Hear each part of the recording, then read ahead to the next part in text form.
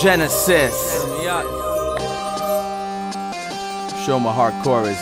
What's up, freaks, beasts, and athletes? It's DC here with dclayborn.com, home of Genesis Strength and Conditioning.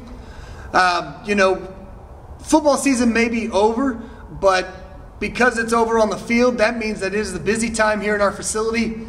You can't tell it now because it's the middle of the day.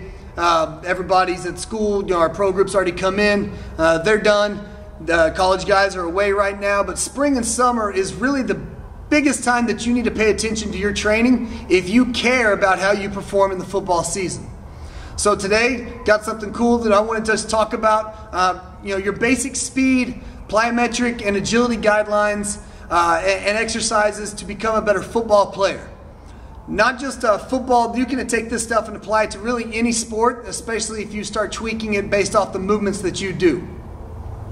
Plyometrics, are one of the key things to making sure that you are a powerful, explosive athlete.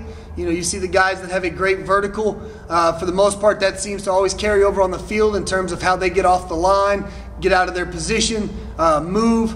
And so, if you're doing plyometric jumps and plyometric movements, there's a couple different exercises that we recommend in here that are pretty basic. And, those would be stuff just, your typical vertical jump. Don't just do vertical jumps when it's time to measure it. Add that into your workout. Box jumps are another thing. Be careful when you go box jumps. We never really try to go for max height anymore, just because the risk to reward ratio is so minimal that we would rather have all our athletes keep their shins, work at a sub-max height, and get great results. And then another one is hurdle jumps. Just working on the transfer, your foot speed in and out of the ground, rapid fire. And then finally, another one that we like to do in here is broad jumps. We do broad jumps a few different ways, where the athlete will jump out, stick it, reset, go into the next one, or they will kind of rapid fire broad jump where they cycle, jump right in, jump into one, land, rebound, go right into the next one, right into the next one. Some guidelines when you're doing plyometric training is you want to do anywhere, depending on the exercise and the height, and if you're progressing, anywhere from 4 to 12 sets of 1 to 3 reps. So, if you're doing box jump, start at a smaller box, start working your way up every higher set. Vertical jump, do a few sets, 4 to 6, 1 to 3 reps. Hurdle jumps, kind of the same thing. And then broad jumps, we typically like to do 6 sets in here, 3 with the static stop and start in between jumps, and then 3 rapid fire.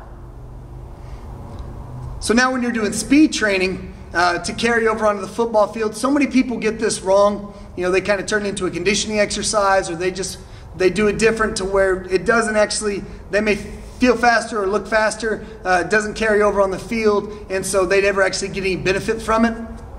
The easiest way to get faster and to gain speed, if you think about it, speed is what we're talking about. Is speed is just a linear path, not a change of direction. So just a full dead-on sprint is you want to do anywhere from 4 to 10 sets of sprints between 10 to 50 yards. If you are an offensive lineman, then 50-yard sprints aren't going to be great for you. There's really no need to do them. You want to work in the 10 to 20-yard range at the most. Wide receivers, skilled guys, those guys, you want to work anywhere from 10 to 50 yards. 4 to 10 sets of that, each set being 1 sprint.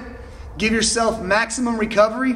One of the biggest guidelines we typically like to follow in here is for every 10 yards you run, you want to give yourself 30 to 60 seconds.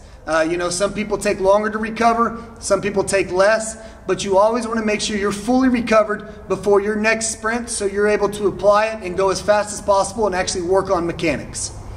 So if we've done linear speed, we've done plyometrics and jumping and explosion. And then the third part really is agility, which is just change of direction and how quick you can move on the field, not linearly but laterally, getting in and out of cuts, all those type of movements. Agility, there's a billion ways out there. There's speed ladders, there's drills, there's cone drills, multi-direction drills, and all of those are great.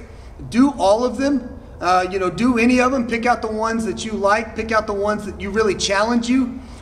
Keep it varied.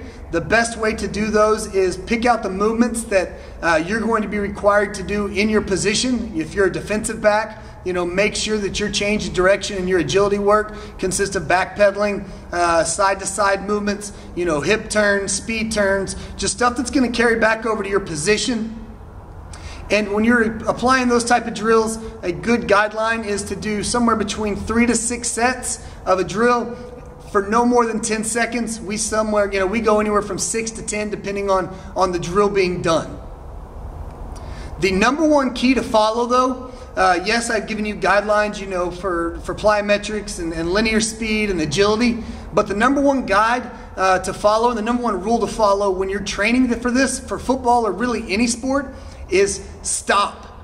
Stop once you lose speed, once you lose power, once you lose explosiveness, because it's not benefiting you. If I told you to do 4 sets of 10-yard sprints and you are not in great shape, and after the second one, even if you fully feel like you recover, in the third one you come out slow and it doesn't feel as powerful or as explosive as your first 2, set's done, exercise is done. If you're doing jumps and it just feels like you're sluggish in and out of the jump, your feet aren't moving as fast as they need to, doing change of direction, then cut the drill, you're done. Just because there's a required set and rep scheme does not mean that it's going to work for everyone, and it's up to you to not push through that, but make sure that every drill you do is quality. So there's kind of our guidelines and exercise examples that we like to do here in the facility for our athletes that really seem to carry over onto the field. Hit that subscribe button if you haven't.